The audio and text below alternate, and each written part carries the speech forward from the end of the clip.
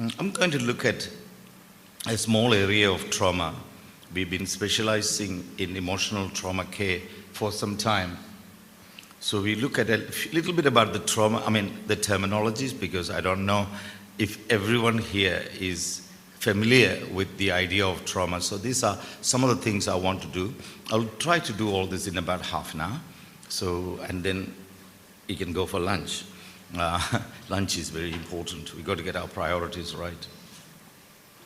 Adversities is one of the first words that I want to introduce. What's an adversity? Adversity is an obstacle. It is a misfortune. It is a disturbing experience. But adversities are not trauma, because every day we have adversities. For instance, this morning the generator we had was not enough. That's an adversity. So somebody has to go and get another generator. Then everything needs to be reconnected. Therefore the delay in starting the program. And getting here is quite adverse for a lot of people. So what is emotional trauma? When our adversities overwhelm and confuse us, two things. We feel overwhelmed. You heard Doctor talking about the phone calls. These were people who did not have just adversities, but they were overwhelmed and they were confused. So that's the second part of it. You just don't know what to do. Confusion is a major part of it. Those of you who are psychology students, you probably heard of the trauma neurobiology, the fight, flight, freeze and all that sort of things. So basically that's what it is. It is a kind of, you feel overwhelmed. But what it does to you is it alters your perception. See, every part of our life is about perception. But it alters it when you're traumatized. You can't think straight. In classic, I was going to say classic Malayalam, but I don't know classic Malayalam. So it alters our perception, our perspectives of life, what is important. People do stupid things that they wouldn't do normally. People do crazy things that they wouldn't do normally. Because our perspectives of life gets changed. And even our core beliefs, we begin to act against our own beliefs. What we know to be wrong, we do. Sometimes, because it challenges our core beliefs as well. There is no time to activate. Thirdly, it creates vulnerability. We become extremely vulnerable and we lose control. We have no control over what to do and how we do it. And probably the most significant feature of emotional trauma is, I don't know what is going on. Please help. Even if I have the power to do something, I freeze. And this is a major part of trauma. The third word I would like to introduce is grief. So we have adversities, we have emotional trauma, then eventually it produces grief. But grief happens much later, not at that time. We have no time to grieve anything. So grief is a long-term process, and sometimes people grieve much, much later than we think. I've heard people say, "Ayo, അവരുടെ മോൻ ചത്തിട്ട് ഇപ്പോൾ ഒത്തിരി നാളായില്ലേ, അവരെന്തിനാ പിന്നെ മോങ്ങിക്കൊണ്ടിരിക്കുന്നത്?" മലയാളം എൻ്റെ. Why is she crying now? Her son died so many months ago. You don't know. Please stop being silly. People grieve differently. Grief is a strong, overwhelming feeling. It's an emotion related to grief has to do with loss. You cannot grieve something that you haven't lost. It's always to do with loss. So we can grieve over many things. If you lost your mobile phone, most of us will grieve more than many other things. It is also unpredictable grief. You don't know when it is going to flood in. Sometimes at the most unexpected times, you are overwhelmed by grief. I have seen people do this while they are having a jolly good time at dinner and suddenly grief comes. So it is unpredictable. And lastly, not lastly, second lastly, it is part of the trauma healing journey.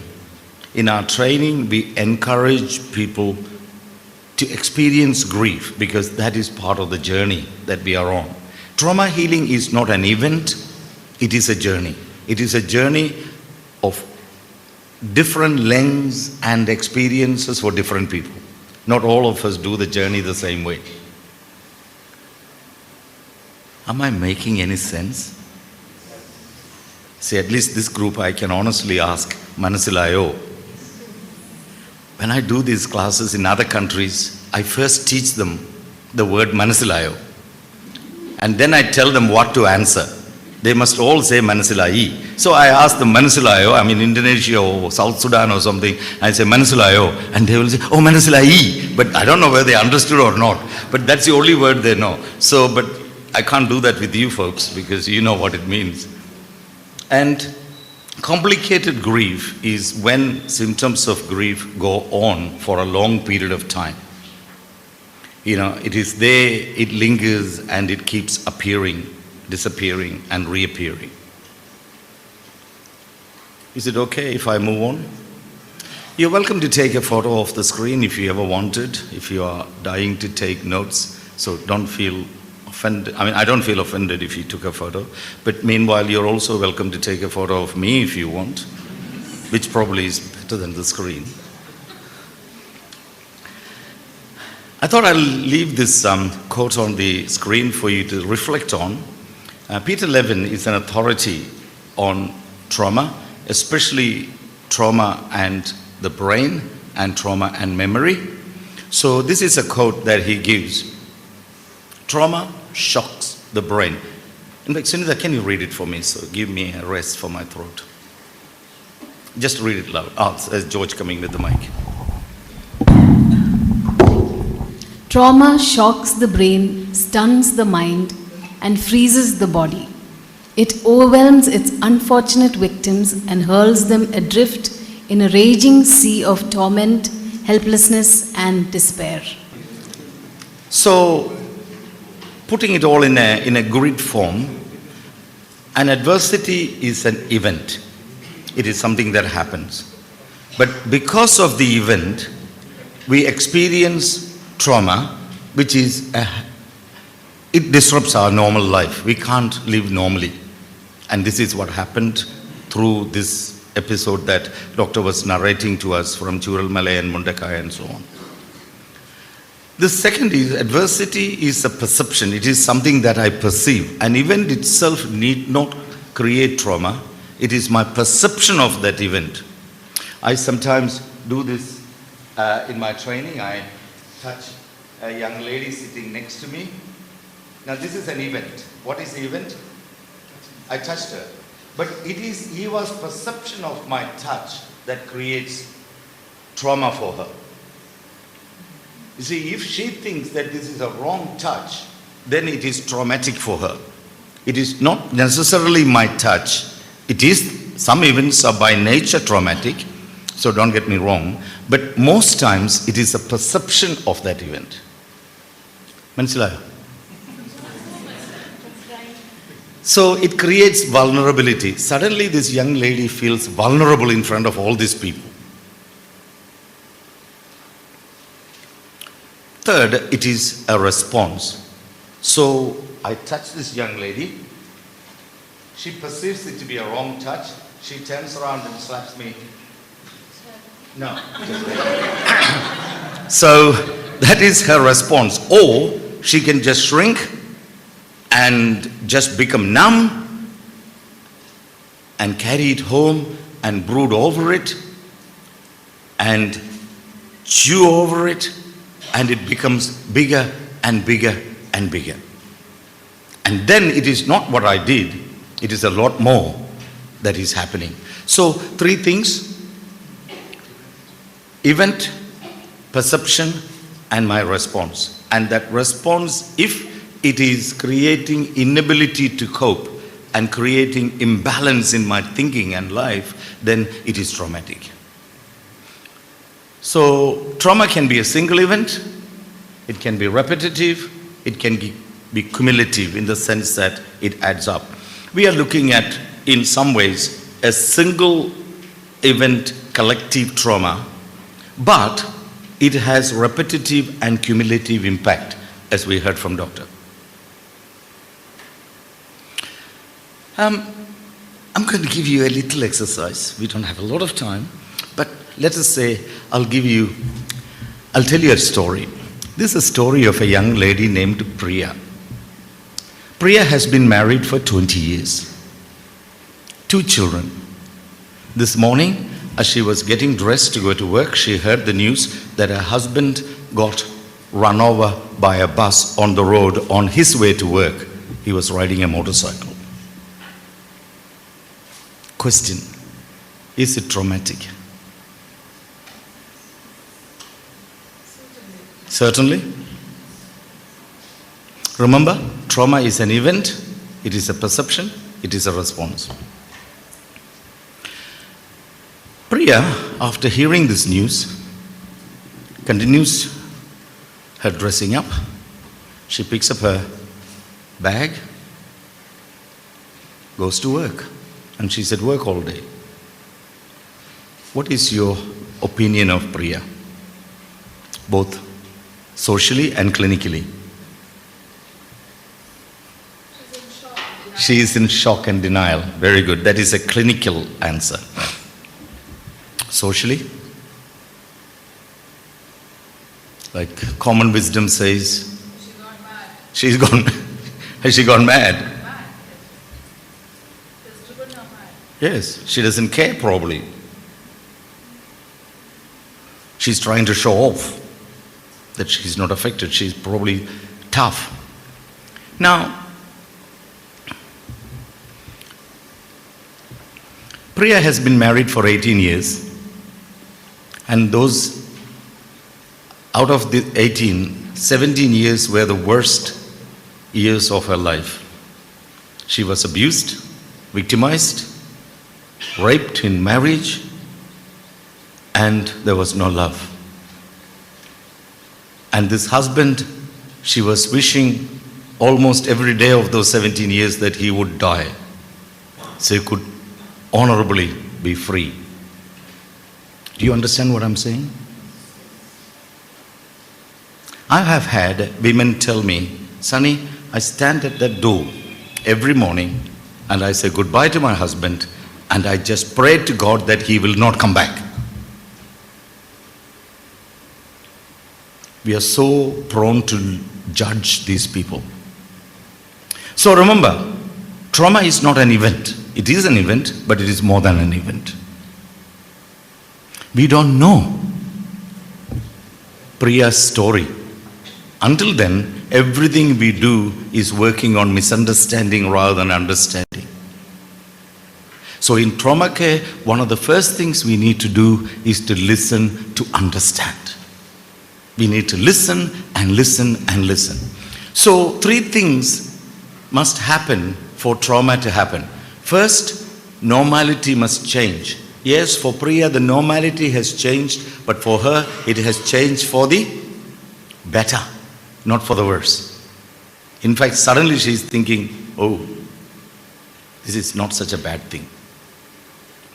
Secondly, feeling of vulnerability. Priya is not feeling vulnerable. In fact, she is feeling a little bit empowered. Suddenly she thinks, I can do things my way. I don't have to come home to be shouted at and abused and thrown things at. Thirdly, feeling out of balance. And Priya is obviously not feeling out of balance. Am I confusing you? No? At least there is one person in the back who says vigorously, I like what you're saying, Sunny. I mean, that's how I interpreted it because I'm a positive sort of person. So, adversity is the event that has the potential to create trauma, but adversity is not necessarily traumatic. It can be fantastic opportunities. And as you heard from Dr. Mupana's Medical College had adversity, but it gave them a new vision and purpose in many ways. And this is going to be a role model. Theories are going to come out of that presentation. We need people to study this and create. Of course, Dr. himself has given us several protocols. So it is an opportunity to learn and grow as well. We won't spend any more time with Priya. So what happens when I am facing with adversity and moving into trauma? In trauma, coherence is the most important thing. That is, do I know what is going on?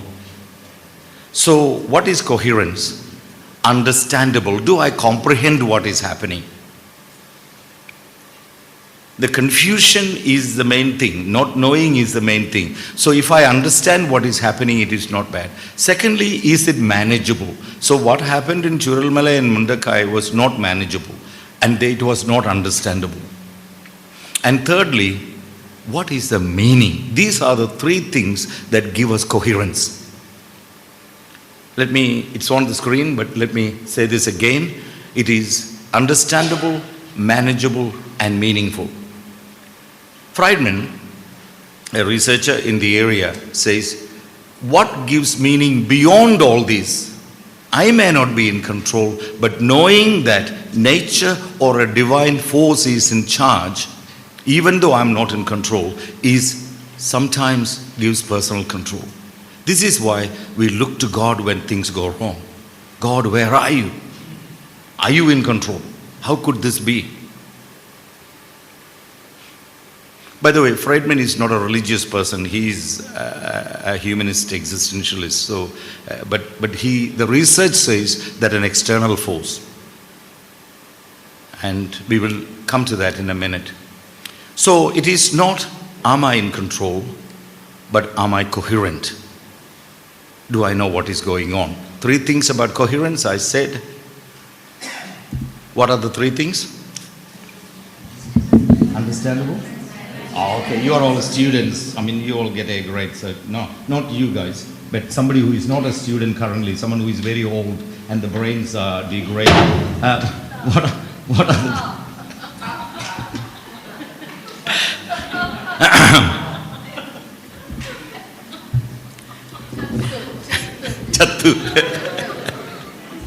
So knowing that somebody is in control is very important. So I have here, I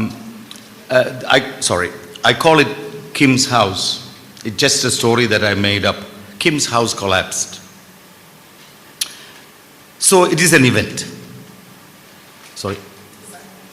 Oh.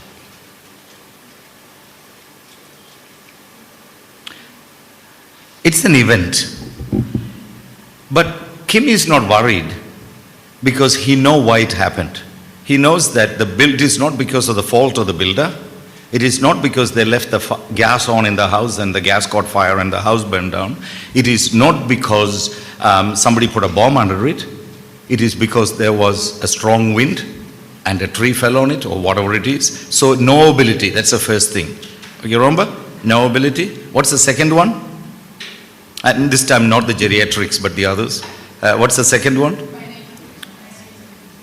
Manageability, very good. So the insurance company rings him and says, Kim, by the way, we're very sorry that you lost your house. By the way, your insurance will cover. When you come back from your holiday, we will put you up in an accommodation and then we will build your house for you.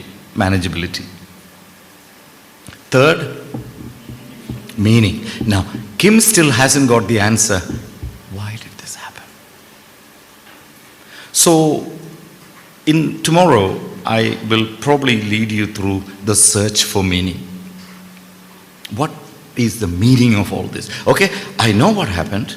I can manage it, but the meaning, why? Why did this happen to me?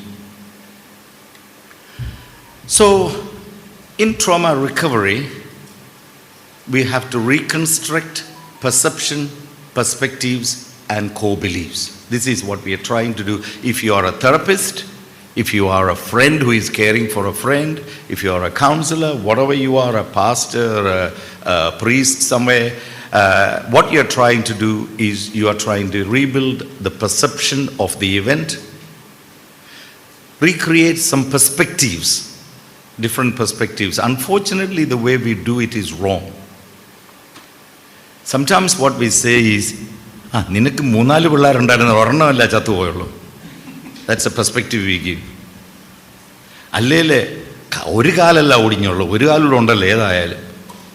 See, this is how we try to comfort people, but that's not the perspective we are talking about. We have to be very careful about providing solution when you don't know what the problem is. And the third is core beliefs. Again, one of the wrong things that we do is ദൈവം എല്ലാം നോക്കിക്കോളും, നിങ്ങൾ ആരും ഒന്നും വിഷമിക്കേണ്ട കാര്യമില്ല, എല്ലാം ദൈവത്തിൻ്റെ കയ്യിലാണ് മക്കളെ, കടവുൾ കാത്തിടുവാർ. No, it doesn't work like that. We have to recreate core beliefs. We have to work with them, travel with them as long as it takes. And sometimes it will take a long time.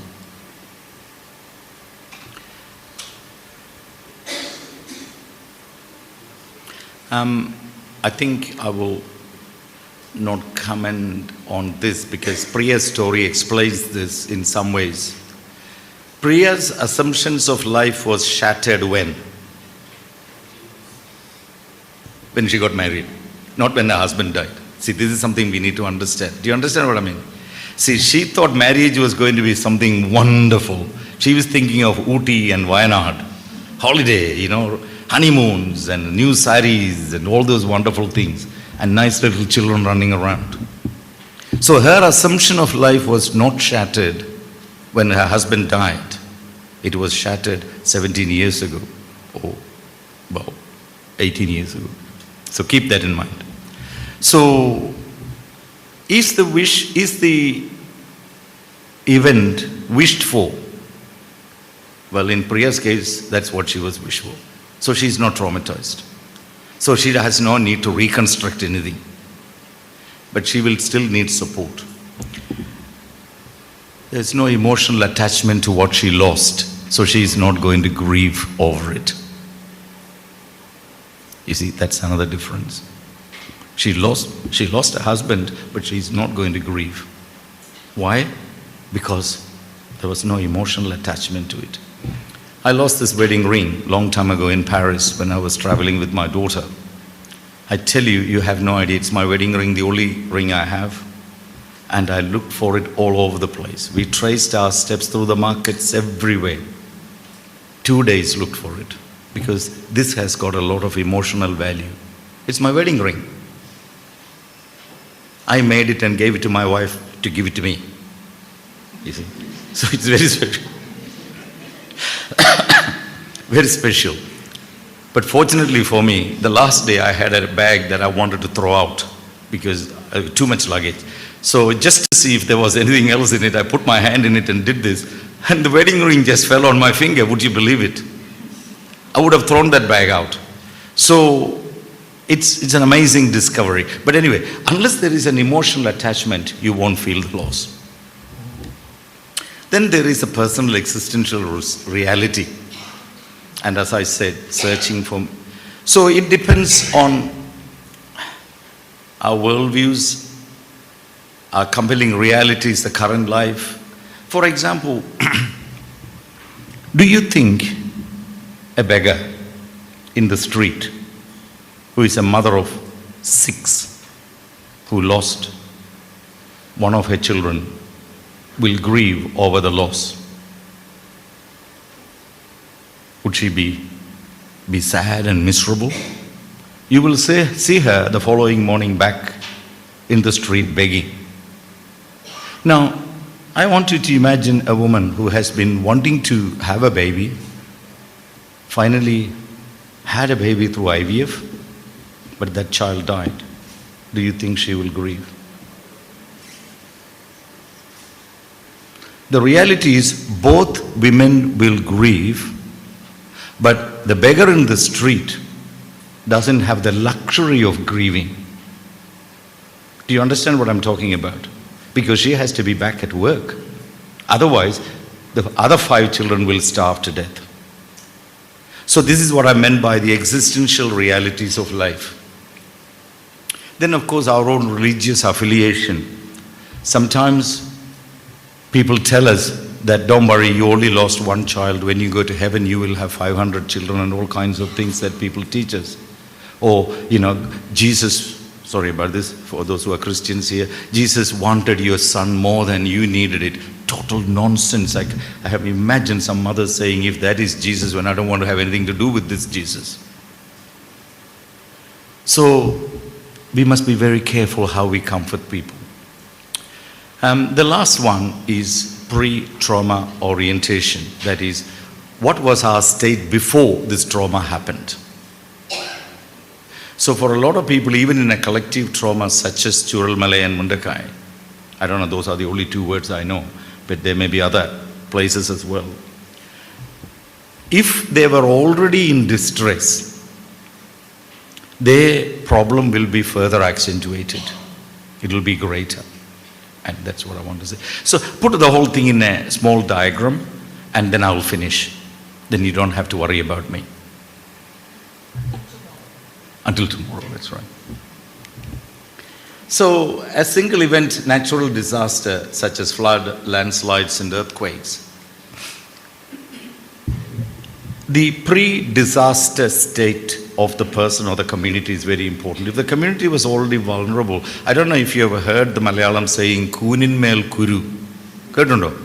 എന്തോ എൻ്റെ അർത്ഥം എനിക്കറിയത്തില്ല, അതുകൊണ്ട് ചോദിച്ചാൽ. ഞാൻ പറച്ചിൽ കേട്ടിട്ടുണ്ട്, പക്ഷേ അർത്ഥം എനിക്കറിയത്തില്ല. Deepa, do you know? ഒരു പ്രശ്നത്തിൻ്റെ മേളിൽ വേറൊരു പ്രശ്നം.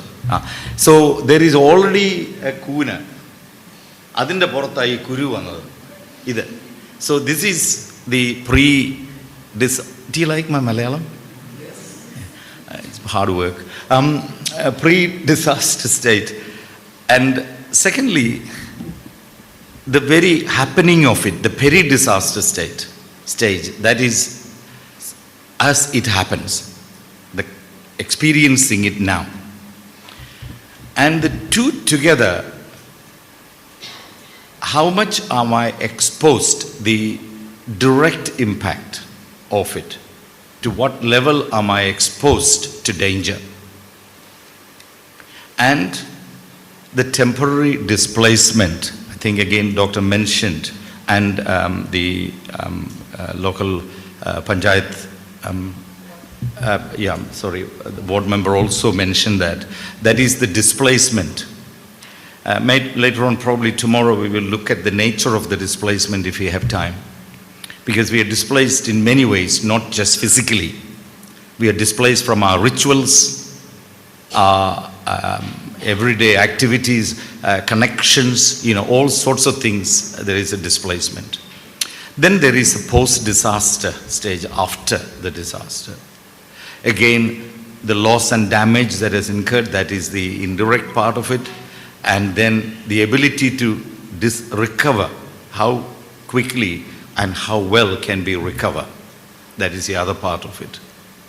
All these things together, put together, creates what is known as post-traumatic stress disorder, or depression, or anxiety, or whichever way it goes. But this is how it works.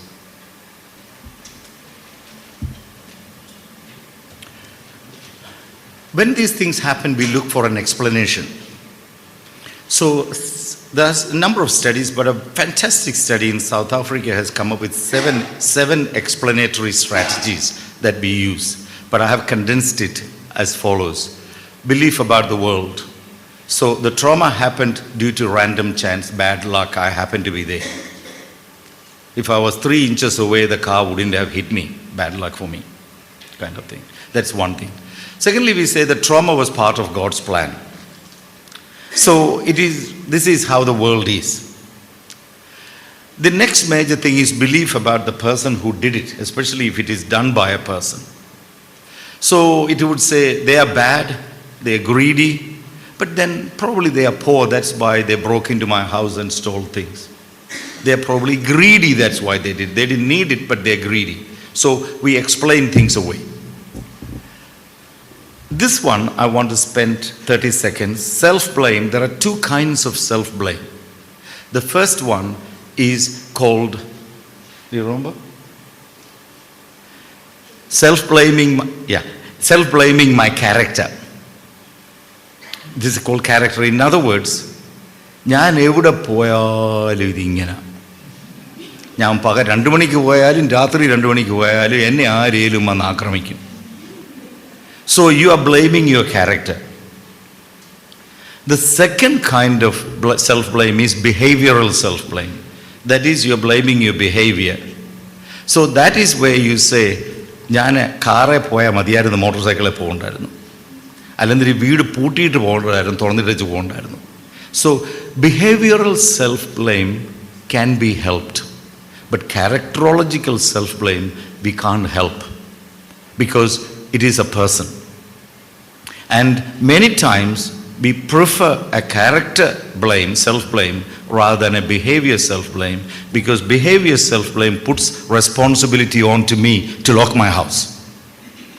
Whereas if I'm blaming my character, I can immediately get away by saying, അയ്യോ എന്നോ ചെയ്യാനാ, വീട് തുറന്നിട്ടാലും പൂട്ടിയിട്ടാലും ഇത് തന്നെയാണ് എൻ്റെ ഗതി. So just keep in mind as you talk to people,